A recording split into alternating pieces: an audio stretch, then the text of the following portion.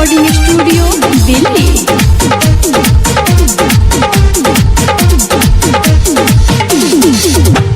ननदो लहसुन खरुआ तेल कर हल्ला जो कहलो नहीं खेजात लागे सर। ननदो लहसुन खरुआ तेल कर किला जो कहलो नहीं खेजात लागे सर। पहिले राते देहले कहमर करकाई हो यही से लहरुआई लराइले कि दुनु जो बना दिहले हमर पुचकाई हो एही में अझुराई लराइले।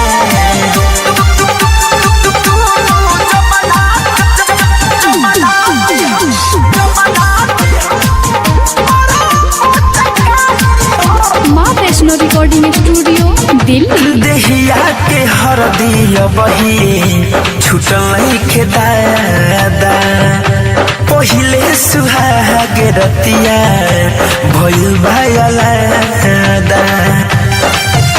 अरे सखी देहिया के हरदिया बही छुटल के दादा पहिले सुहाग रतिया भइल भायलादा। कि पानी पियाहू के मौका नहीं दिहले हो ई दुख सखी तुहसे कहिले। पहिले राति दिहले कमर करकाई हो एही से लहरुआइल रहिले।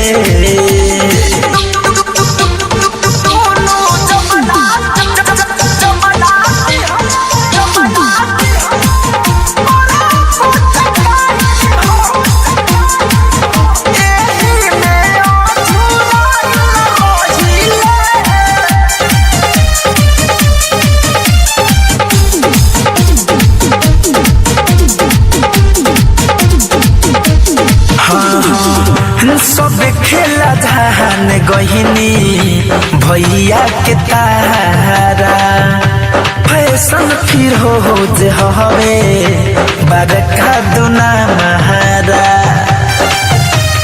ए सखी रजौ धनंजय धड़कन नाही मनाले आटा जैसे मोरौजा हवनिया के सनहले तदहरता भीतरे भीतरे हम छुपाई हो रजाई में लुकाइल रहिले। पहिले राते देले कमर करकाई हो एही से लहरुआइल रहिले।